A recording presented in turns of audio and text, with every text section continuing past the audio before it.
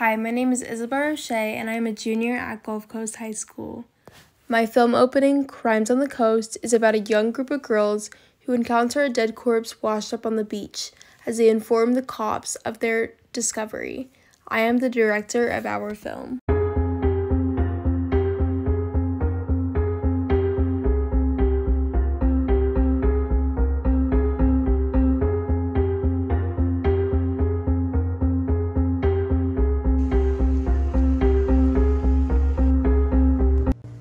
Wait, you guys see that over there? That looks like seaweed to me. No, I mean over there, further back. Is that a person? Not a chance. Must be a float or something. People leave stuff there all the time. This is real. She's not moving. Oh no. Oh my gosh, she's not leaving. Amy, call the police.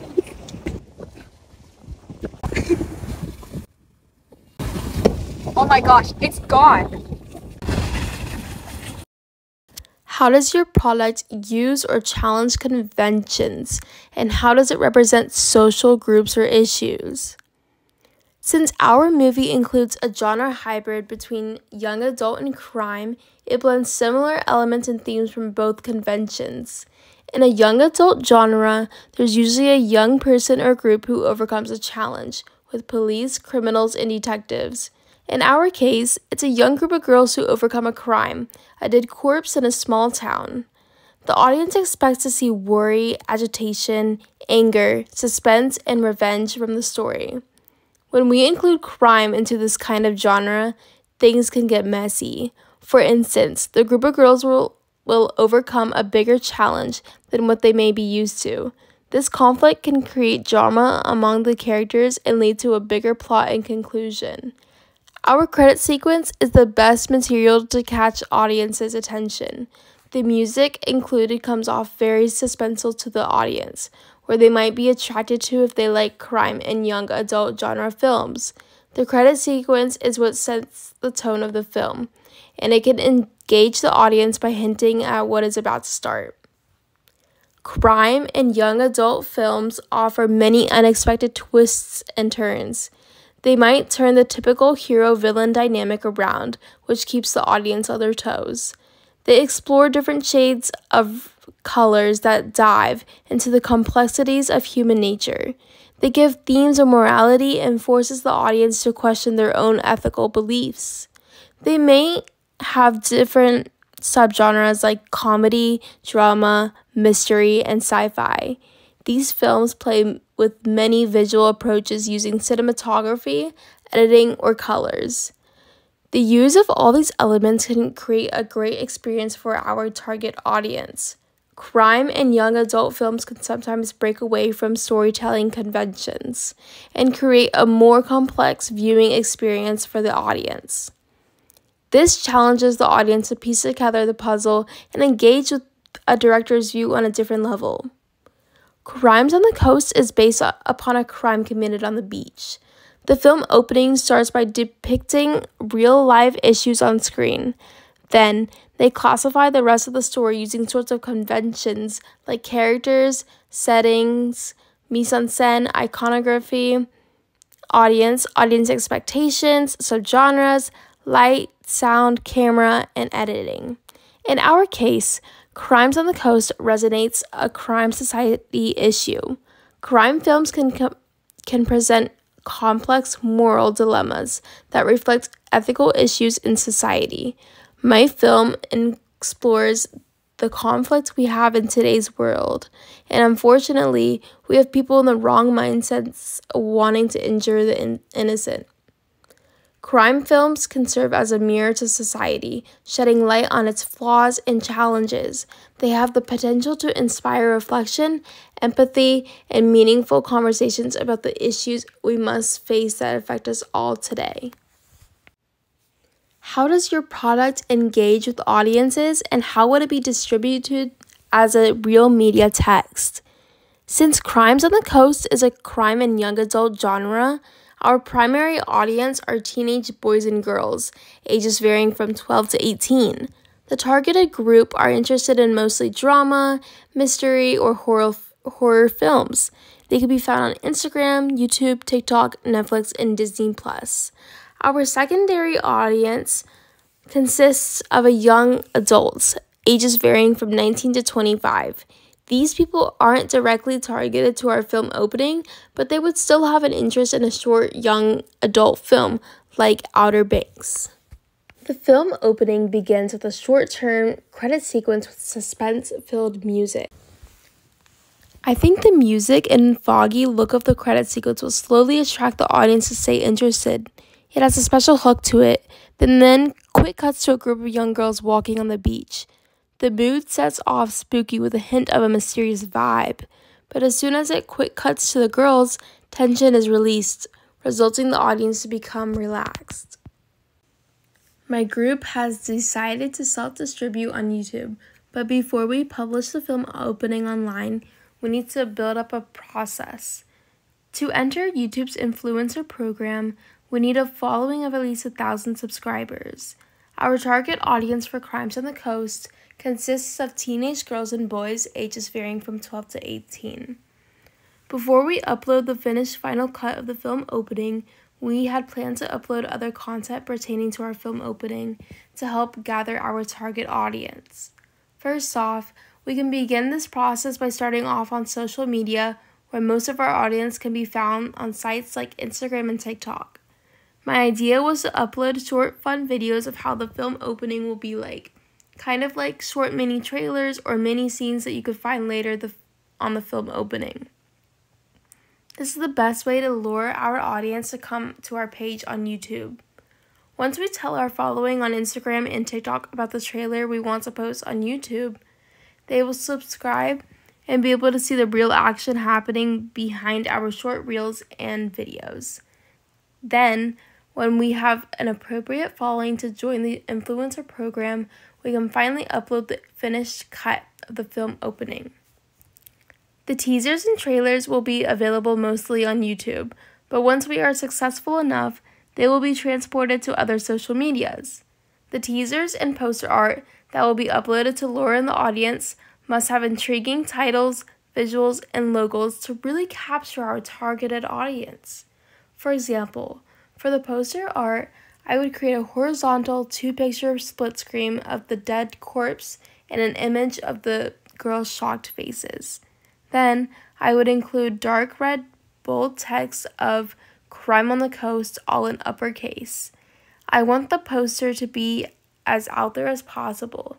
It needs to be bold and projective out to the audience. Also, I would create a border around the split screen to make the pictures pop off the picture more. When engaging our potential audience online, we already have videos and information posted all over Instagram and TikTok, but it never hurts to pay small, successful influencers to influence our products for the success of the film opening.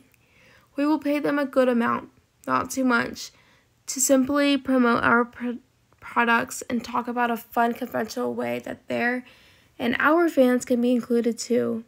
We will ask our fans to include a shared hashtag to share their thoughts about what they think will happen in the film opening, and the person with the best educated guess will win a couple of free tickets to social media interactions and conventions will be accessible all over the world, even in foreign countries. We have fellow English speakers in the United Kingdom that have similar interests in dramas, horror, and young adult films, like the Americans ourselves. They would most likely be thrilled to interact with our page and watch the film opening. They have perfectly nice access to Instagram, TikTok, and YouTube, just like we do, so we have a great way to access our film opening to them. Also, I would enjoy distributing my film to other foreign countries as well, like Spain and Italy. We could easily dub the film opening using Audacity, a software program, to fit to their cultural interests and languages. We would still target the same group of teenage boys and girls too. My film opening doesn't have the right material to be displayed in a movie theater. I mean, it's too much of an indie film opening, so I don't think it would play so well in front of an audience. Paying an aggregator to look at my film opening will not be so bad. It is not that expensive, and it's just a small fee that we could pay. It's simpler to buy an aggregator than to worry about having a sucky distributor who would only want to buy my film at a festival. We would be devastated and also desperate, so we would take them. However, we could buy a nice, inexpensive aggregator that could pitch our film to big people they know themselves. How did your production skills develop throughout this project? At the beginning of the year, I will admit that I had no idea production had so many features to it and what made a film itself without production. The stages of production are development, pre-production, production, post-production, and marketing or distribution. Every stage talks about many things, but production is as big as it gets. Production includes design, sound, music, titles, credits, logos, camera work, editing, screenwriting, lighting, directing, schedules, and budgets. All these contributions are found at different stages of production. As we practiced with one film at the beginning of the year, we were still newbies, so many of us, like me, did not do an excellent job when it came to editing or even shooting the film. Before getting started on creating a rough draft for a film, it is essential to plan every step of the way. This includes making plans, schedules, and making budgets that are appropriate to every person on your crew. This stage is very important because once you mess up in the other production stages, it's hard to get a grip of where you are at without the schedule you should have made in the past. Film production requires careful planning and management of schedules and budgets. Everyone on board is responsible to oversee these aspects and contribute what is best for them. Indeed, every film will have their own budget standards depending what genre you are trying to achieve. For example, an indie film will have a lower budget standard than an action Marvel film, including the Avengers. I believe my group did an amazing job when it came down to creating schedules, when it came down to shooting the film. However, there was one day of production when we had difficulty accessing our actors in the film, but we decided to cut them from the film opening because they did not stick to their true work. Pre-production is kind of like development. This is the stage where everyone on the crew helps the screenwriter brainstorm fabulous ideas to create the overall look of the film opening. The design phase involves creating the visual look and the feel of the film, including sets, costumes, props, and the overall aesthetic. This contributes to the feeling of mise en scène, to creating the setting, characters, themes or values, subgenres, audience expectations, and more conventions according to this crime and young adult genre. Screenwriters write the script, which serves as the blueprint of the film. They develop the story, create engaging characters, and write compelling dialogue. As I said before, I am the director in our film opening. Directors play a crucial part in a film's production. They are the captain of a ship, guiding the entire process from start to finish. Directors work with every cast member, trying to make everything perfect for the film, and are most likely the ones hiring the members in which they see to make a perfectly nice fit. When it's time to shoot, they work closely with the cinematographer to establish the visual style of the film opening. They discuss camera angles, lighting, framing to achieve the desired mood and tone. They guide performances to bring out the desired emotions from their cast. Cinematography is very important in a film because it further can help to set the tone and mood of the movie. I was the director for my film opening, and let me just tell you, I believe I had to do the most work for the film. Everybody had their part, but I was the one who worked with everyone. It was my duty to ensure that the shooting of our film opening was perfect. Post-production mainly is editing the final cut of our film opening. This is down to the editor. They take the raw footage and shape it into a cohesive story. Sound, music, titles, credits, logos come into play of editing. They select the best shots along with the help of the cinematographer from their director, from their visual statement. They add transitions, visual effects, voiceovers, and sound to create a seamless final product. Finally, the distribution stage includes marketing strategies, target audience, campaigns, PR, release, and audience engagement. Media companies developed marketing strategies to create awareness and generate excitement for their films. For our film opening, we had to include poster art, but only by using appropriate titles and logos that correlate with the genre of our film. Identifying our target audience was crucial, so we were sure we didn't cater to different demographics. A crime and young adult genre wouldn't be targeted to an old man, right? Media companies use various channels to promote their films, like TV, radio, and ads. Also, digital platforms are used such as social media, trailers, and websites. For our film opening, we want to distribute to a film festival to find a possible aggregator who will help us open our film to the public, since we do not want to distribute in a theater. We think this will be the best chance since it is only a short indie film opening. During pre-production, we used ARC Studio to create our rough drafts for our script. We managed to make improvements through feedback that we received from our teacher.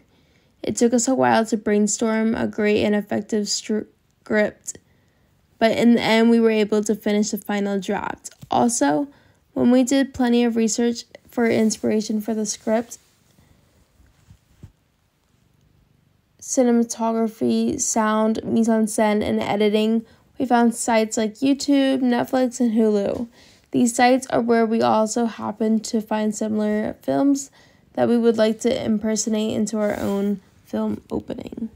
In production, the cinematographer used her phone and a tripod to shoot the entire film opening. She set up the tripod on the beach. We captured all the angles we needed to include in the opening. This was a simple and effective way to stabilize our shots to make them appear more professional. As the phone was set up on the In production, the cinematographer used her phone and a tripod to shoot the entire film opening. She set up the tripod on the beach. We captured all the angles we needed to include in the opening. This was a simple and effective way to stabilize our shots to make them appear more professional. As the phone was set up on the tripod, the cinematographer just had to adjust the tripod height and angle the frame according to which shot she wanted to use. We completed everything straight from our phones through technological convergence, whether it was for cinematography, sound, or editing. The software we used were provided straight from our own cell phones. For sound, we incorporated AirPods into the actors' ears to capture dialogue and the diegetic sound of the beach. We connected the AirPods to our phone to create a built-in microphone. We made sure the audio level and monitor the sound quality as we recorded, but the diegetic sound of the beach made it quite hard to hear the dialogue clearly. In the credit sequence, we did include music, but this was a royalty-free music straight from CapCut. As the editor edited our rough and final cut of the film opening, we openly used CapCut. We made sure to use royalty-free sound as well as when we included music into the credit sequence. This software offers a variety of tools and features to help create professional-looking videos. CapCut is the site that the editor used to create shots we wanted to include during the film, the cinematographer and the director chose. Also, the editor involved transitions, effects, filters, music, sound effects, voiceovers, text titles from CapCut to make the best final cut of the film opening.